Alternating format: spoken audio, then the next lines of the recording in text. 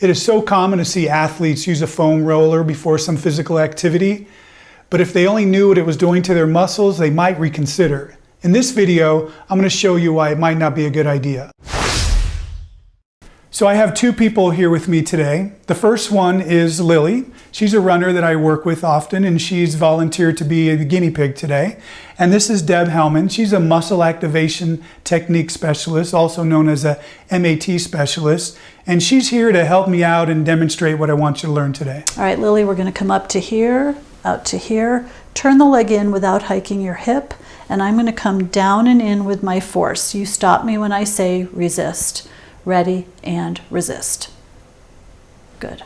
Lily, that was your tensor fascia lata muscle, another important hip flexor, and we just confirmed that it is contracting on demand, which means you've got its ability to function for you. Lily, what I want you to do now is I want you to foam roll. The typical foam rolling action is going to be from your hip to your knee to get that tensor fascia lata muscle. And a lot of folks do that with irritated IT bands with the hope that it's going to help the IT band to feel better. So let's go ahead and give it a good roll from your hip to your knee and go back and forth a couple of times. Using the body weight to press down on the roller. Perfect. Okay, let's hop up onto the table and see what happened. Lily, we just foam rolled, and I want to see what happened to your tensor fascia lata muscle when you foam rolled. So go ahead and turn that knee in for me. I'm going to bring this leg down and in. You stop me when I say resist, okay? Ready and resist.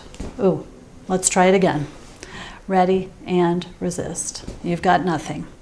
So what happened is when you foam rolled, you basically mashed the entire muscle from the point of origin to its insertion from your hip to your knee. And that mashing, although it feels great, the massaging of that muscle literally takes out the tension from the muscle fibers.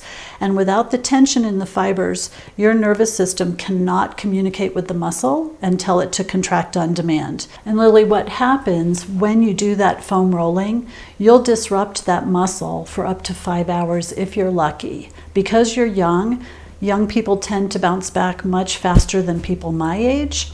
But that muscle can stay shut off indefinitely if you've got significant underlying inflammation. So if you've been running a lot and feeling irritation in your IT band, it's highly likely that that foam rolling will keep that muscle shut off for quite a while. And it's a very important hip flexor. You need it to lift your leg when you're running. I would not recommend foam rolling before you go to run. Can I foam roll after I work out?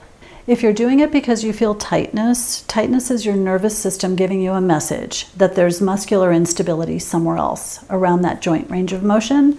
I would highly recommend doing isometric contractile exercises instead. Okay. I know there's going to be some of you that are skeptical. You're going to think, well, maybe Deb is pushing harder or easier one time, or maybe Lily is trying harder or easier one time. But you're just going to have to believe me. I can't prove it. Actually, I could prove it, but it'd be pretty difficult, and I didn't want to make it that complicated for this video. I'm not selling anything here. I'm just trying to share my knowledge that I've learned over the years with as many people as possible. So hopefully you'll believe me, and I hope so, because you'll learn a really cool thing today. Muscle activation isn't new. It's been around for about 25 years.